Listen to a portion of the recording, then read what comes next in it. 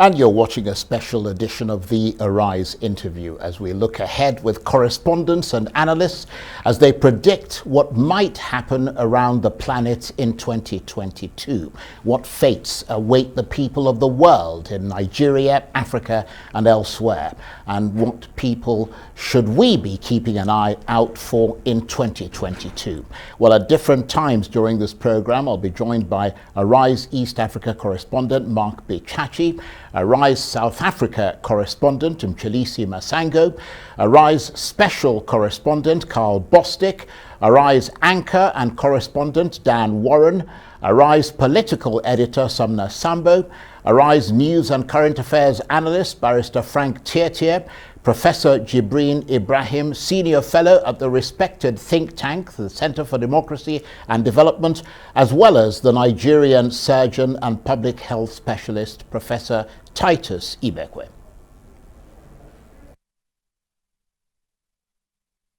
Well, how about if we take a look at Nigeria first, then Africa, then the rest of the world? Of course, Nigeria's political scene heats up in 2022 ahead of the presidential ballot. The political ride has for many years been bumpy, but now the journey is likely to become really rough, rolling and tossing as its citizens brace themselves and a litter of politicians promise to guide them through, with bandits and insurgents who see themselves as revolutionaries throwing their guns and ammunition into the fray, whilst COVID-19 hovers menacingly in the background.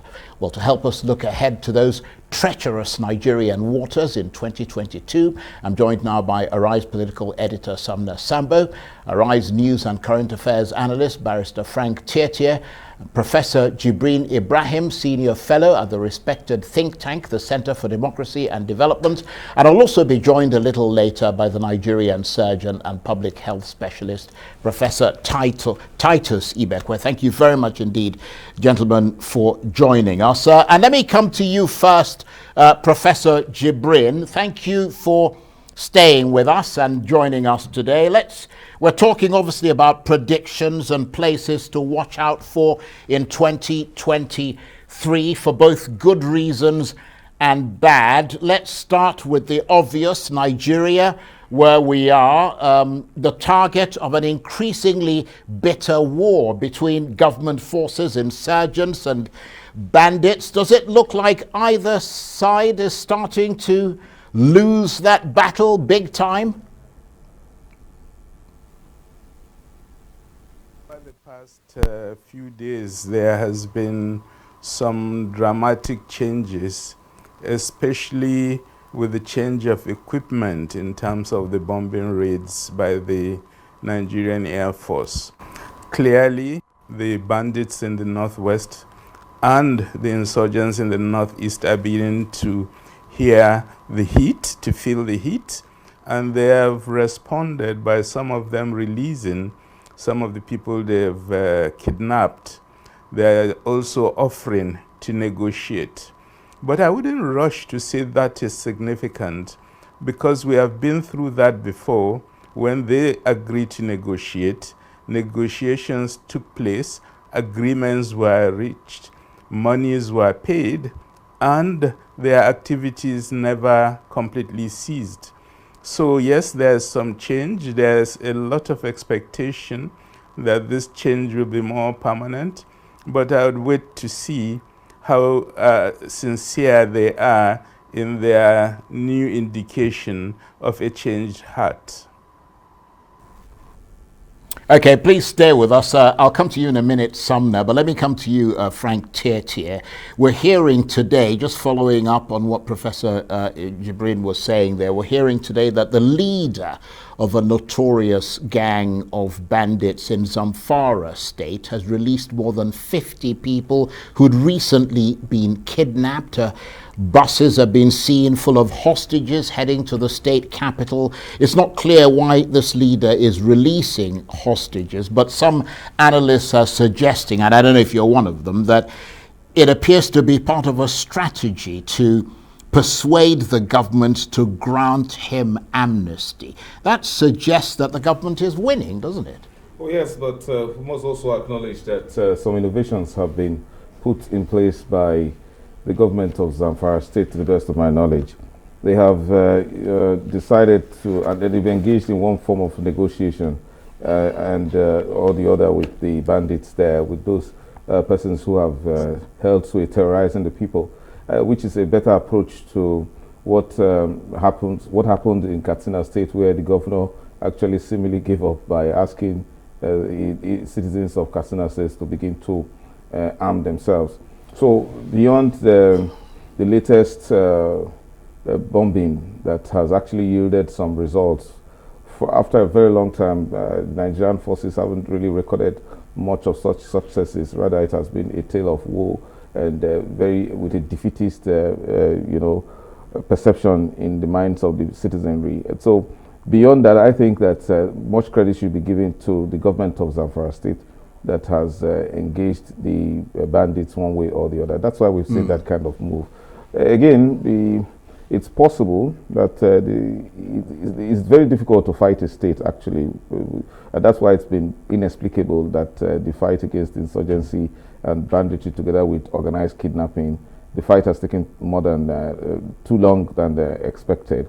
So when this concerted effort on the part of the military is now yielding results, no doubt the pressure is on the bandits now. And also, just to make the point, further buttress what you're saying, we're hearing that a lot of it is also due to the Air Force doing a tremendous amount of work in that direction. But let me get you, Sumner, to put on your political hat, which is what we like you to wear most of the time. Beyond the insurgency, what about the politics? This is the year before the presidential election in Nigeria. Lots of talk and agitation about where the next president should come from. How do you see that panning out in 2022? Let me start by saying that President Buhari is under pressure to present a country that will be prepared for the 2023 general elections, especially in terms of security. Because if you roll back to 2015, this was a similar challenge that we had towards the end of 2014 to 2015, when we were about going to the general elections.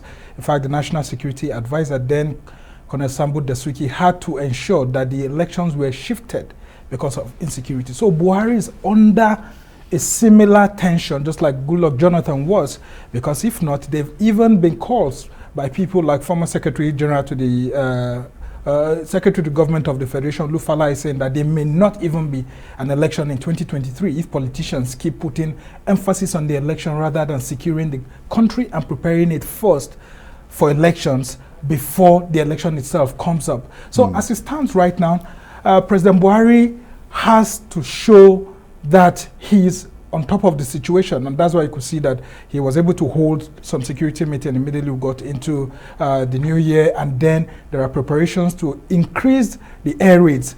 You just alluded to that, and that is what has been happening actually, with the declaration of the bandits as terrorists by the court and the Attorney General of the Federation working to ensure that they actually have this gazetted. There will be lots of bomb raids on this, and you could hear the Northwestern Governor of Kaduna State, El-Rufai, actually saying that left to him, I mean, they should just carpet bomb the forest, but that cannot be done because it still falls within the purview of human rights. And if you look at the Super Tucano aircraft that were sold to us, it was based on the fact that the Nigerian Air Force will not violate human rights while using those vessels. So as it stands right now, President Buhari and the politicians are really under pressure to ensure that 2023, there's a country that's prepared. And unless that is done, actually, there will be a lot of voter apathy, Charles.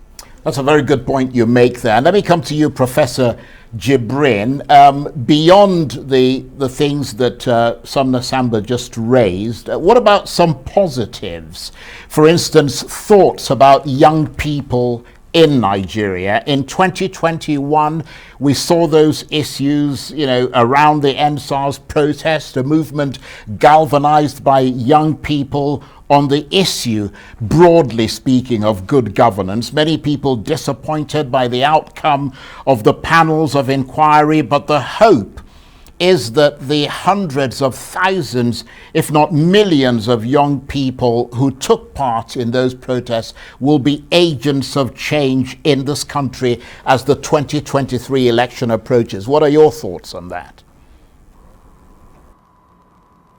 Well, I think the first important issue is that young Nigerians have awakened to the fact that they have consistently been marginalized from power, from access to resources, from possibilities, and that situation will not change until they begin to take action themselves. There are certain domains in which they are already taking action. We've been discussing the insecurity in different parts of the country, and these are young people taking action. But for me, as 2023 approaches, what's important for them to take is action in the democratic arena. In the last election, all the major contestants were in their 70s.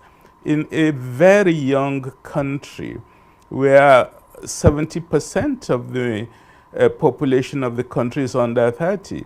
And that simply is not tenable.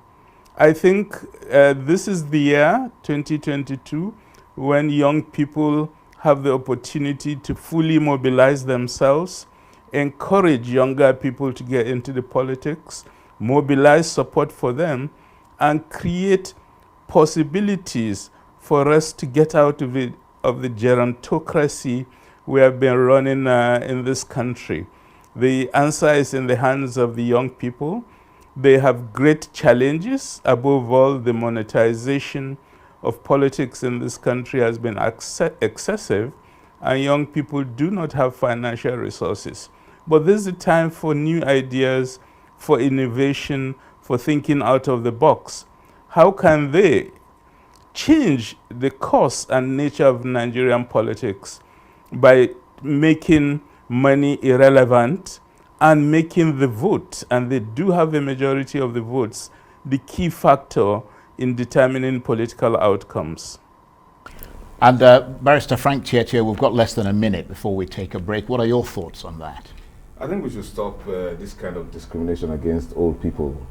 Because, yes, I come from the rights background, and I think that if we consider the fact that one of the most important democracies in the world, the United States, had very old men running for the two major political parties, there's actually nothing wrong. Well, I don't think anybody's discriminating against them. They dominate the political space. The idea of citing them, the idea of saying that young people should come and rule, whereas the young people in Nigeria are so unprepared for leadership. What's the knowledge of history and political science? Isn't that a generalization? No. Well, to a large extent, we see that you see, when the student is ready, the teacher will show up. The Chinese proverb usually says. The Nigerian youth appears to be unprepared for leadership. That's why the space is so contracted for them, because it appears that the politically savvy and experienced persons are the older generation. That's unfortunate anyway, but they shouldn't be singled out as if, even though, as a matter of fact, they are responsible for the political troubles of this country, but they shouldn't just be singled out. Okay, please stay with us, gentlemen. You're watching a special edition of the Arise interview. Plenty more still to come as we continue our look ahead with correspondents and analysts as they predict what might happen around the world in 2022. Stay with us.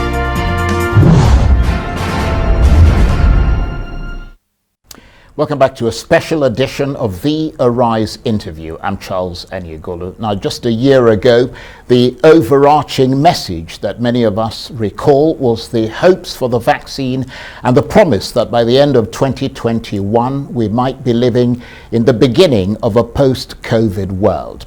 Instead, we head into 2022 hugely worried about the Omicron variant and future variants possibly, if not further zoonotic viruses to come. Big implications, of course, for Africa's 1.3 billion people, fewer than 10% of them vaccinated. So how is all this going to shape life on the continent in 2022? And for this section of the chat, I'm joined from Johannesburg by Arise South Africa correspondent Mchalisi Masango, from Nairobi by Arise East Africa correspondent Mark Bichachi, from Lagos by Professor Jibrin Ibrahim, senior fellow at the respected think tank, the Center for Democracy and Development, and with me here in our Abuja studio, Arise News and Current Affairs analyst Barrister Frank Tietie, and Arise political editor and director of news Sumner Sambo. Gentlemen, thank you very much indeed for joining us. Let me come to you first, Mchalisi, in South Africa. As we mentioned there in the intro, 1.3 billion people on the continent, fewer than 10% of them vaccinated. What's the reason, in your view? Vaccine apartheid, vaccine hesitancy, or systemic failure? It's a double-edged sword, Charles, but from what I've gathered, having had some interactions with people on the ground from my work throughout the period of COVID-19, since the vaccine became available in the country, there's a genuine sense of misinformation. There's a genuine sense of panic. There's a genuine sense of people who really don't know what to expect from these vaccinations. At this time, where in South Africa we have less than about 45% of the population that is currently fully vaccinated, that is, you still have, slow tendencies of vaccination, which the government did say that especially men are refusing to get vaccinated. One, because of the myths around vaccinations, what these vaccinations entail. So there would be really a need to inform people on the ground in terms of what these vaccines entail, because if you're going to be going out to the far-flung areas such as the Eastern Cape, such as rural KwaZulu-Natal in the country, and you ask an 89-year-old Magogo what they will be getting, whether they'll be getting the vaccination, they'll tell you that no, because first of all, they're concerned. They feel that, they're alarmed since this vaccination was available so quickly, since the perception is that vaccinations take years on end to develop and fully distribute. So those are some of the myths that are going around, and it's a sense of genuine concern by South Africans in terms of why they won't be going to get vaccinated. And that is why government's efforts to get people vaccinated are being slowed down. Mchalisi, thanks very much indeed for setting that out. And let's go to Nairobi and talk to Arise East Africa correspondent Mark Bichachi. Good to talk with you, Mark. Do you think the story is going to change quite significantly in the coming year? Are we going to see more supply to the continent, but to an Africa that is increasingly more hesitant? First and foremost, I think it's going to be true that Africa will receive more vaccines of the West, but rather because of the reality that some of their vaccines are running out of time, they are about to expire, and also the conversations around vaccine apartheid. The other reason why you would see more vaccines to Africa is simply because of the Omicron variant, and it has taught us one lesson as a world, and that is that the longer we delay in getting everybody vaccinated, the higher the chance will be that there'll be another variant. But will that change in terms of vaccine hesitancy and vaccine uptake in Africa? I know for a fact that all the countries in East Africa are trying to push their citizens to take more of the vaccine. But as my friend has said from South Africa, the hesitancy is quite real. And it is because of the very strange connection between the American church, the Republican Party and its hesitancy, and the connection with African and especially East African religion. A lot of the people are giving out the same talking points you'd find in the West. So the influence of fake news has deeply affected vaccine hesitancy. And then, of course, let us remember that for countries such as Kenya or even Tanzania, we did not see the massive deaths that were seen in the West, and therefore people have less fear of the COVID disease. In fact, Omicron has come. There's been no changes in many of the countries in Africa in terms of curfews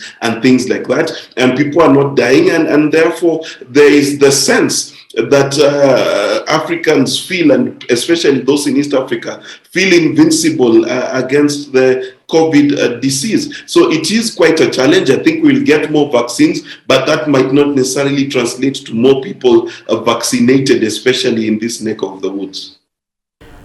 Okay, thanks very much indeed for that, Mark. Let me come to you, Professor Jibrin, in Lagos. Obviously, as we heard there, I mean, there are complicated reasons for vaccine hesitancy. But here in Nigeria, for instance, I mean, I've seen a lot of people, particularly young people, who've not been hugely affected overall by this pandemic, wondering why they should be taking these foreign jabs that they're not sure about, and many of them, of course, as a result, open to misinformation and misreporting and so on, with suggestions even from one person that the vaccine turns you into an alligator. Yes, I know those of us who have taken the vaccines, Bill Gates had placed some atoms in our body and is controlling our minds already. So what I'm saying must be coming from Bill Gates. But the fact of the matter is that the science is clear. Vaccines work, they protect.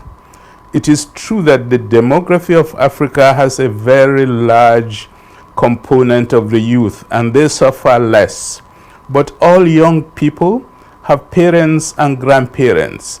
They have a responsibility to ensure that even if the disease comes their way, that they don't pass it on to their parents and grandparents who are much more vulnerable.